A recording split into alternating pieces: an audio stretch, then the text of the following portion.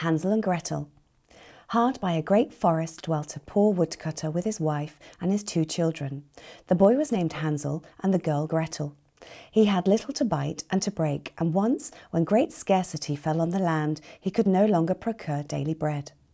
Now when he thought over this by night in his bed, and tossed about in his anxiety, he groaned and said to his wife, "What is to become of us? How are we to feed our poor children when we no longer have anything even for ourselves?" "I'll tell you what, husband," answered the woman. "Early tomorrow morning we will take the children out into the forest to where it is the thickest. There we will light a fire for them and give each of them 1 piece of bread more, and then we will go to our work and leave them alone. They will not find the way home again, and we shall be rid of them." "No, wife," said the man, "I will not do that. How can I bear to leave my children alone in the forest? The wild animals would soon come and tear them to pieces." "Oh, thou fool," she said, "then we must all die of hunger. Thou mayest as well plane the planks for our coffins." And she left him no peace until he consented. "But I feel very sorry for the poor children all the same," said the man. The 2 children had also not been able to sleep for hunger, and had heard what their stepmother had said to their father. Grethel wept bitter tears and said to Hänsel, "Now all is over with us." "Be quiet, Grethel," said Hänsel. "Do not distress thyself. I will soon find a way to help us." And when the old folks had fallen asleep, he got up, put on his little coat, opened the door below, and crept outside. The moon shone brightly, and the white pebbles which lay in front of the house glittered like real silver pennies. Hänsel stooped and put as many of them in the little pocket of his coat with as he could possibly get in. Then he went back and said to Grethel, "Be comforted, dear little sister, and sleep in peace. God will not forsake us." And he lay down again in his bed. When day dawned, but before the sun had risen, the woman came and awoke the 2 children, saying, "Get up, you sluggards. We are going into the forest to fetch wood." She gave each a little piece of bread and said, "There is something for your dinner, but do not eat it up before then, for you will get nothing else." Grethel took the bread under her apron, as Hänsel had the stones in his pocket. Then they all set out together on the way to the forest. When they had walked a short time, Hänsel stood still and peeked back at the house, and did so again and again. His father said, "Hänsel, what art thou looking at there and staying behind for? Mind what thou art about, and do not forget how to use thy legs." "Ah, father," said Hänsel, "I'm looking at my little white cat, which is sitting upon the roof, and wants to say goodbye to me." The wife said, "Fool, that is not thy little cat, that is the morning sun which is shining on the chimneys." Hänsel, however, had not been looking back at the cat, but had been constantly throwing one of the white pebble stones out of his pocket on the road. When they had reached the middle of the forest, the father said, "Now, children, pile up some wood, and I will light a fire that you may not get cold." Hänsel and Grethel gathered brushwood together, as high as a little hill. The brushwood was lighted, and when the flames were burning very high, the woman said, "Now, children, lay yourselves down by the fire and rest. We will go into the forest and cut some wood. When we have done, we will come back and fetch you away." Hänsel and Grethel sat by the fire, and when noon came, each ate a little piece of bread, and as they heard the strokes of the wood axe, they believed that their father was near. It was not, however, the axe. It was a branch which he'd fastened to a withered tree, which the wind was blowing backwards and forwards. And as they had been sitting such a long time, their eyes closed with fatigue, and they fell fast asleep. When at last they awoke, it was already dark night. Grethel began to cry and said, "How are we to get out of the forest now?" But Hänsel comforted her and said, "Just wait a little until the moon has risen, and then we will soon find the way." And when the full moon had risen, Hänsel took his sister by the hand and followed the pebbles which shone like newly coined silver pieces, and showed them the way. They walked the whole night long, and by the break of day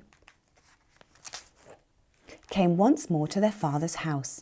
They knocked at the door, and when the woman opened it and saw that it was Hänsel and Grethel, she said, "You naughty children, why have you slept so long in the forest? We thought you were never coming back at all." The father, however, rejoiced, for it had cut him to the heart to leave them behind alone. Not long afterwards, there was once more great scarcity in all parts, and the children heard their mother saying at night to their father, "Everything is eaten again. We have 1/2 loaf left, and after that there is an end. The children must go. We will take them farther into the wood, so they will not find their way out again. There is no other means of saving ourselves." The man's heart was heavy, and he thought, "It would be better for thee to share the last mouthful with thy children." The woman, however, would listen to nothing that he had to say, but scolded and reproached him. He who says A must say B likewise, and as he had yielded the first time, he had to do so a second time also. The children were, however, still awake and had heard the conversation. When the old folks were asleep, Hänsel got up again and wanted to go out and pick up pebbles as he'd done so before, but the woman had locked the door, and Hänsel could not get out. Nevertheless, he comforted his little sister and said, "Do not cry, Grethel. Go to sleep quietly. The good God will help us." Early in the morning came the woman and took the children out of their beds. Their bit of bread was given to them, but it was still smaller than the time before. On the way into the forest, Hänsel crumbled his in his pocket and often stood still and threw a morsel on the ground. "Hänsel, why dost thou stop and look around?" said the father. "Go on." "I'm looking back at my little pigeon which is sitting on the roof and wants to say goodbye to me," answered Hänsel. "Simpleton," said the woman, "that is not thy little pigeon, that is the morning sun that is shining on the chimney." Hänsel, however, little by little threw all the crumbs on the path. The woman led the children still deeper into the forest where they had never in their lives been before. Then a great fire was again made, and the mother said, "Just sit there, you children, and when you are tired you may sleep a little. We are going into the forest to cut wood, and in the evening when we are done we will come and fetch you away." When it was noon, Grethel shared her piece of bread with Hänsel, who had scattered his by the way. Then they fell asleep and evening came and went, but no one came to the poor children. They did not awake until it was dark night, and Hänsel comforted his little sister and said, "Just wait, Grethel, until the moon rises, and then we shall see the crumbs of bread which I have strewn about. They will show us our way home again." When the moon came, they set out, but they found no crumbs, for the many thousands of birds which fly about in the woods and fields had picked them all up. Hänsel said to Grethel, "We shall soon find the way." But they did not find it. They walked the whole night and all the next day too, from morning till evening, but they did not get out of the forest, and they were very hungry. For they had nothing to eat but 2 or 3 berries, which grew on the ground, and as they were so weary their legs would carry them no longer, they lay down beneath the tree and fell asleep. It was now 3 mornings since they had left their father's house. They began to walk again, but they always came deeper into the forest, and if help did not come soon, they must die of hunger and weariness. When it was midday, they saw a beautiful snow-white bird sitting on a bough, which sang so delightfully that they stood still and listened to it. And when it had finished its song, it spread its wings and flew away before them, and they followed it until they reached a little house, on the roof of which it alighted, and when they came quite up to the little house, they saw that it was built of bread and covered with cakes, but that the windows were of clear sugar. "We will set to work on that," said Hänsel, "and have a good meal. I will eat a bit of the roof, and thou, Grethel, can eat some of the window. It will taste sweet." Hänsel reached up above and broke off a little of the roof to try how it tasted, and Grethel leant against the window and nibbled at the panes. Then a soft voice cried from the room, "Nibble, nibble, gnaw, who is nibbling at my little house?" The children answered, the wind, the heaven-born wind," and went on eating without disturbing themselves. Hänsel, who thought the roof tasted very nice, tore down a piece of it, and Grethel pushed out the whole of one round window pane, sat down and enjoyed herself with it. Suddenly the door opened, and a very, very old woman, who supported herself on crutches, came creeping out. Hänsel and Grethel were so terribly frightened that they let fall what they had in their hands. The old woman, however, nodded her head and said, "Oh, you dear children, who has brought you here? Do come in and stay with me. No harm shall happen to you." She took them both by the hand and led them into her little house. Then good food was set before them, milk and pancakes with sugar, apples and nuts. Afterwards 2 pretty little beds were covered with clean white linen, and Hänsel and Grethel lay down in them and thought they were in heaven. The old woman had only pretended to be so kind. She was in reality a wicked witch who lay in wait for children, and had only built the little house of bread in order to entice them there.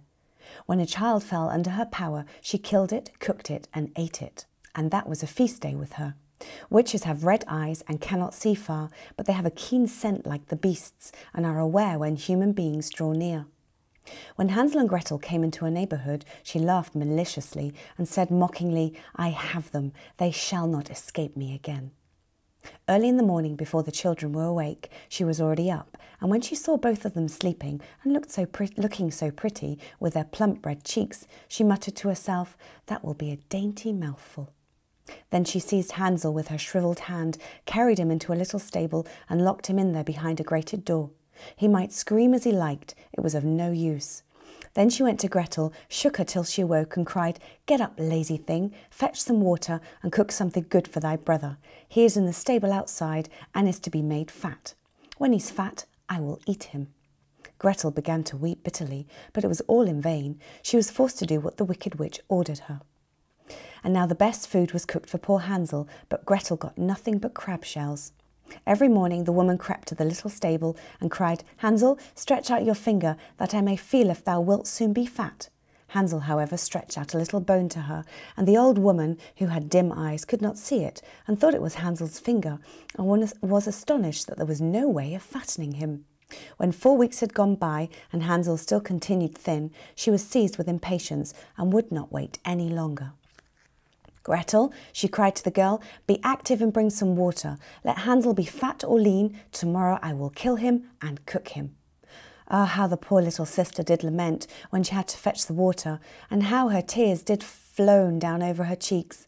"Dear God, do help us," she cried. "If the wild beasts in the forest had but devoured us, we should at any rate have died together." "Just keep thy noise to yourself," said the old woman, "or that won't help thee at all." Early in the morning, Grethel had to go out and hang up the cauldron with the water and light the fire. "We will bake first," said the old woman. "I have already heated the oven and kneaded the dough." She pushed poor Grethel out to the oven, from which flames of fire were already darting. "Creep in," said the witch, "and see if it is properly heated, so that we can shut the bread in."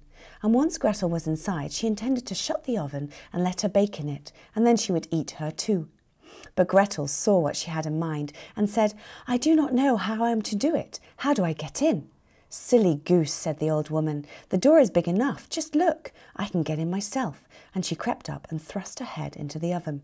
Then Grethel gave her a push that drove her far into it and shut the iron door and fastened the bolt. Oh! Then she began to howl quite horribly, but Grethel ran away, and the godless witch was miserably burnt to death. Grethel, however, ran like lightning to Hänsel, opened his little stable and cried, "Hänsel, we are saved. The old witch is dead." Then Hänsel sprang like a bird from its cage when the door is opened for it. How they did rejoice and embrace each other, and dance about and kiss each other. And as they had no longer any need to fear her, they went into the witch's house, and in every corner there stood chests full of pearls and jewels. "These are far better than pebbles," said Hänsel, and thrust into his pockets whatever he could get in. And Grethel said, "I too will take something home with me," and filled her pinafore full. "But now we must be off," said Hänsel, "that we may get out of the witch's forest." When they'd walked for 2 hours, they came to a great piece of water. "We cannot get over," said Hänsel. "I see no footplank and no bridge." "And no boot crosses either," answered Grethel. "But a white duck is swimming there. If I ask her, she will help us over." Then she cried, little duck, dost thou see? Hänsel and Grethel are waiting for thee. There's never a plank or bridge in sight. Take us across on thy back so white." The duck came to them, and Hänsel seated himself on its back and told his sister to sit by him. "No," replied Grethel, "that will be too heavy for the duck. She'll take us across, one after the other." The good little duck did so, and when they were once safely across and had walked for a short time, the forest seemed to be more and more familiar to them, and at length they saw from afar their father's house. Then they began to run, rushed into the parlour, and threw themselves into their father's neck. The man had not known one happy hour since he'd left his children in the forest. The woman, however, was dead. Grethel emptied her pinafore until pearls and precious stones ran about the room, and Hänsel threw one handful after another out of his pockets to add to them. Then all anxiety was at an end, and they lived together in perfect happiness. My tale is done, there runs a mouse. Whosoever catches it may make himself a big fur cap out of it.